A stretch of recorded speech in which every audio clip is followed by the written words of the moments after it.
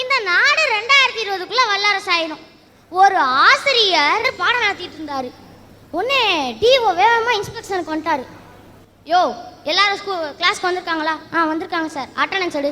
முத்து உள்ளேனையா, குத்து உள்ளேனையா, பிரபு உள்ளேனையா, ஸ்டாப். அந்த 3 பேர் எந்திரி. பார்த்தா ஒரே ஒரு பையன் எந்திரிக்கிறான். என்னடான்னு கேட்டா 3 பேருக்கு அவனே உள்ளேனையா போட்டிருக்கான். மீதி 2 பேர் எங்கடான்னு கேட்டா மீதி 2 பேர் வல்லவன் படம் பார்க்க போயிட்டாங்களாம். வல்லவன் பார்க்க போயிட்டாங்க. அவங்க தான் வல்லவங்க. உடனே டிஓ கேட்குறாரு, ஏன் சார் எல்லாரும் வந்திருக்காங்களான்னு கேட்டேன். அப்போ ஆமா நீங்க அவனே எல்லாருக்கும் உள்ளேனையா போடுறான், அப்பயே நீங்க பார்த்துட்டு சும்மா இருக்கீங்க. தொப்புன்னு காலில் விழுந்துட்டாரு. சார் நான் வாத்தியார் இல்ல, சத்துணவு ஆர்கனைசரு, வரலாறு வாத்தியார், வரலாறு படம் பார்க்க போயிட்டாரு அப்படின்னாரு. ஓ, பையன் வல்லவன் போயிட்டா வாத்தியார் வரலாறு பார்க்க போயிட்டாரா? உடனே அந்த டிஓ சொன்னாரு, ஐயா நீ உண்மையை ஒத்துக்கிட்ட, நானும் உண்மையை ஒத்துக்கிறேன். நான் டிஓ கிடையாது, டிஓட கார் டிரைவர். அவர் அங்க சில்லுன்னு ஒரு காதல் படம் பார்க்க போயிட்டாரு அப்படின்னாரு.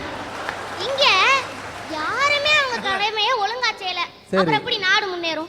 அடுத்து டிராபிக் போலீஸ் எடுத்துக்குவோம். சரி, 4 ரோடு இப்படி பிரியும். சரி, நடுவுல நின்னு வேலை பார்க்கறதான ஒரு வேலை. ஆக்சிடென்ட் ஆகாம பாத்துக்கணும். அப்படிலாம் செய்யறது இல்ல. போய் ஒரு மூலையில நிக்கிறது. ஆக்சிடென்ட் நடந்தாலே வேகமா ஓடி வந்து ரவுண்ட் போடுறது. இல்ல நான் தெரியாம தான் கேக்குறேன், டிராபிக் போலீஸோட வேலை ஆக்சிடென்ட் நடக்காம பாத்துக்கறதா இல்ல முட்ல வந்து பிடிக்கிறதா? ஆக அவரும் சரியா வேலை செய்யறது. எல்லாம் வெறுத்து போச்சு சார். மக்கள் தான் கடமையை ஒழுங்கா செய்யலன்னு நினைச்சு நான் வந்தேன். இங்க வந்து இந்த அக்காவையும் கண்ணு தெரியாதவங்க டான்ஸ் ஆடுறாங்களே அவங்களையும் பார்த்த அப்புறம் கடவுளே நீ கூட உன் கடமையை ஒழுங்கா செய்யலையே நினைக்க வச்சிருக்கேன்.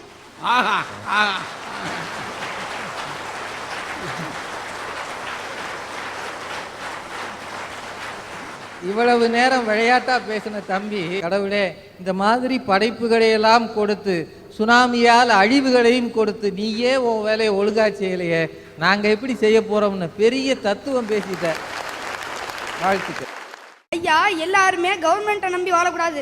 அதாவது இப்போ ஒரு கிராமம் முன்னேறணும்னா அரசாங்கம் உதவி பண்ணா நம்ம தான் நம்ம கிராமத்தை முன்னேற்றணும். அதுக்கு எடுத்துக்காட்டு எங்க கிராமம் தாயா. உங்க கிராமம் என்ன ஊருமா? மேலை சிவபுரின்னு பேரு. மேலை சிவபுரி எங்க இருக்குது? இங்க இருந்து 45 கிலோமீட்டர்ல இருக்கு. என்ன பண்ணிருக்கிறீங்க அந்த ஊர்ல? உயர்நிலை கல்வி இருக்குங்கய்யா. உண்மையிலே ஒரு கிராமத்துல இந்த மாதிரி வசதி உயர்நிலை கல்வியில இருக்குன்னா நீங்க நம்பவே மாட்டீங்கய்யா. நாங்க வந்து எங்க ஸ்கூல்ல இது வரைக்கும் 7000 மரக்கன்று நட்டு வச்சிருக்கோம் எங்க கிராமத்து மக்களுக்காக. இந்த பள்ளியிலிருந்து மேலை சிவபுரி என்கிற ஊர்ல இருந்து இந்த பள்ளி சார்பாக 7000 மரக்கன்றுகள் நட்டிருக்கிறாங்க. எவ்வளவு பெரிய சாதனை பாருங்க. மாணவர்களாக கூடி மரக்கன்று நட்டுட்டு வந்துருவீங்களா இல்ல அதை பராமரிப்பீங்களா? இந்நேரம் வரைக்கும் பராமரிச்சுட்டு இருக்காங்கய்யா. 2 நாளைக்கு ஒருக்கா போய் தண்ணி ஊற்றுவாங்கய்யா. கிராமத்து மக்கள்லாம் சேர்ந்து எங்க பள்ளி நல்லா இருக்கணுங்கிறதுக்காக எங்க பள்ளியில எல்சிடி ப்ரொஜெக்டர், அதாவது கம்ப்யூட்டர் திரை மூலமா பிள்ளைங்க எல்லாம் பாடம் படிக்கணுங்கிறதுக்காக ஒவ்வொரு வகுப்பு வரைக்கும் கொண்டு வந்திருக்காங்கய்யா. எந்த கிராமத்திலயா இருக்கு சொல்லுங்க இந்த வசதி?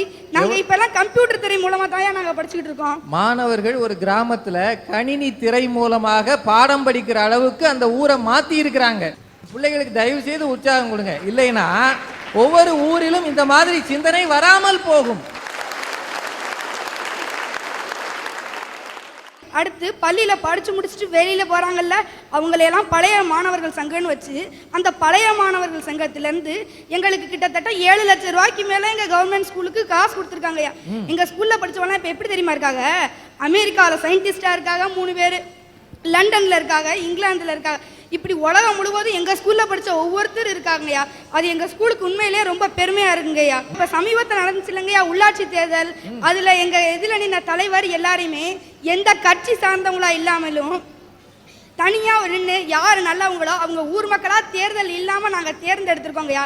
அரசு அமைகிறதுக்கு முன்னாடியே எங்கள் கிராமத்துக்கு அரசாங்கத்துலேருந்து 40,000 ரூபா பணம் கொடுத்துருக்காங்கய்யா. இவங்க ஊரில் உள்ளாட்சி தேர்தலே நடத்தாமல் ஏகமனதாக எல்லாரையும் தேர்ந்தெடுத்ததால அரசுக்கு ஆகிற தேர்தல் செலவு 40,000 அரசாங்கம் கிராமத்துக்கே கொடுத்துருக்கு. இது அரசாங்கத்தினுடைய மிகப்பெரிய பெருந்தன்மை. அதில் அவங்க செய்யக்கூடிய விஷயம். ஆனால் கிராமத்துக்கு வளர்ச்சிக்கான நிதி. கிராமத்தை நாங்கள் 2 நாளைக்கு ஒருக்கா போய் கிராமம் ஃபுல்லாக சுத்தம் பண்ணுவோங்கய்யா. எங்கள் கிராமம் இப்போ நல்லா சுத்தமாக இருக்குது, கட்டட வசதி எல்லாம் இருக்குது, அடிப்படை வசதி முதற்கொண்டு எங்கள் எல்லாரும் இருக்குது. எங்கள் கிராமத்தில் 50 வயசுக்கு கீழே உள்ளவங்க எல்லாமே படித்தவங்க நாங்கள் நிச்சயம் சொல்லுவேங்கய்யா. எங்கள் ஊர் மாதிரி ஒவ்வொரு கிராம மக்களும் அவங்களோட ஊரை முன்னேற்றிட்டா நிச்சயம் 2020 இன்னும் 5 வருஷத்தில் நம்ம நாடு முன்னேறிடுங்கய்யா. ஒரு பெண்ணு 9ஆம் வகுப்பு படிக்கக்கூடிய பொண்ணு, பேரு செல்வி எஸ்பி அகிலா. இது கராத்தையில் தேசிய அளவில் பரிசுகள் வாங்கியிருக்கு.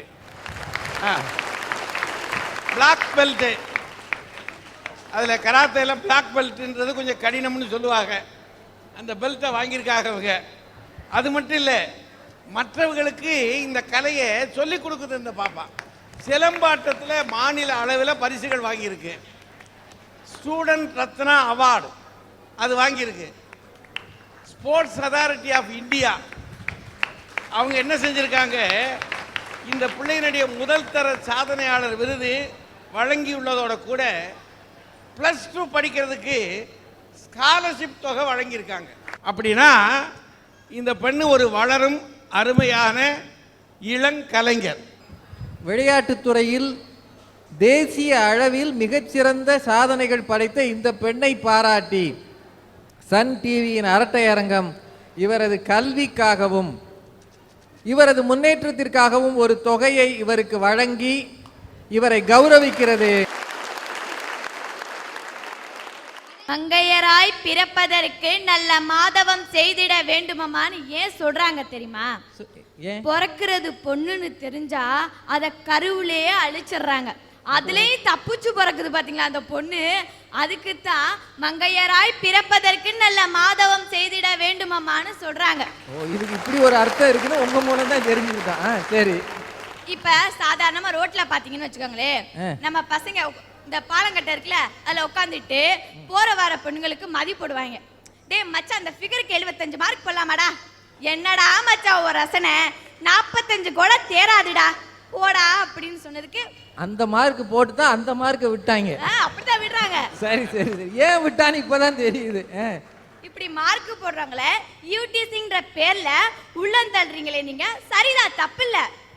இதுவே உலக நாட்டில் இருக்கிற பெண்களை எல்லாம் கூப்பிட்டு குறுக்கு மறுக்குமா நடக்க விட்டு உலக அழகில தேர்ந்தெடுக்கிற பேர்ல 4-5 பெருசு உட்காந்துட்டு தேர்ந்தெடுக்கிறீங்களே, அது எங்க போச்சு உங்க யூடிசிங் சட்டம்? அதை புடிச்சு உள்ள போடுறதானே? அப்ப நாங்க ஒரு காட்சி பொருளாவா இருக்கோம்?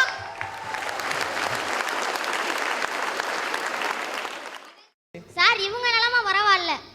நாங்க இவங்க வம்புழுத்தா எங்களை ஈவு டீசிங் கேஸ்ல உள்ள போட்டுருவாங்க. இவங்க எங்களை வம்புழுத்தா நாங்க எங்க போய் ரிப்போர்ட் பண்றது?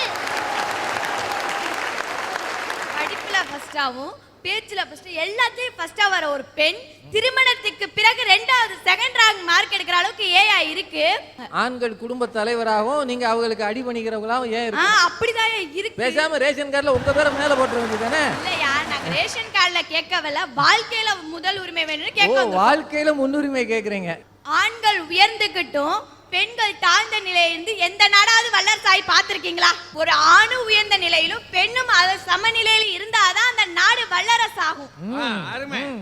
எங்க அம்மாவுக்கு 1987ல கல்யாணம் ஆகி ஈரோட்டுக்கு எங்க அப்பா கூட்டிட்டு போயிட்டாரு. சரி, அங்க கூட்டிட்டு போய் கொஞ்ச நாளா நல்லா தான் இருந்திருக்காங்க. திடீர்னு எங்க அப்பா எலெக்ஷன்ல தோத்து போயிட்டாரு. அந்த பணத்தை ஈடு செய்யறதுக்காக எங்க அம்மாவை வரதட்சணை கேட்டு கொடுமை பண்ணியிருக்காரு. எங்க அம்மா வரதட்சணை கொடுக்க முடியாதியான்னு சொன்ன உடனே அப்போதைக்கு எங்க அம்மா கர்ப்பமா இருந்திருக்காங்க.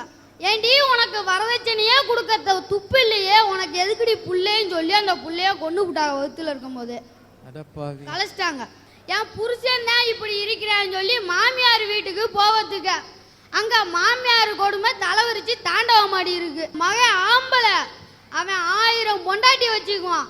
நீ இருக்க இஷ்டம்னா இருடி, இல்ல நீ போடி, நீ அட்டுலையும் ஜலப்புளியுமா கொண்டாந்தா அப்படின்னு கேட்டாங்க.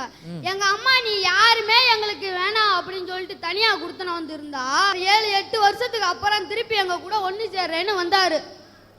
வந்துட்டு திருப்பி ஏதோ ஒரு பிரச்சனைனால ரோட்டு வரைக்கும் தரன்னு முடிய பிடிச்சி இழுத்துட்டு வந்து போட்டு அடிச்சு விட்டாரு. அடிச்சதுல எங்க அம்மா கட்டத்து வேலை செய்றவங்க. அடிச்சதுல அவங்க ஏற்கனவே ஒரு ஆள் சம்பாதிக்கிறனால ரொம்ப வீக்கு உடம்பு. அதனால அடிச்சதுல தாங்க முடியாம நெஞ்செலும்பு உடைஞ்சு போச்சு. இந்த மாதிரி இருக்கிற நிலைமையில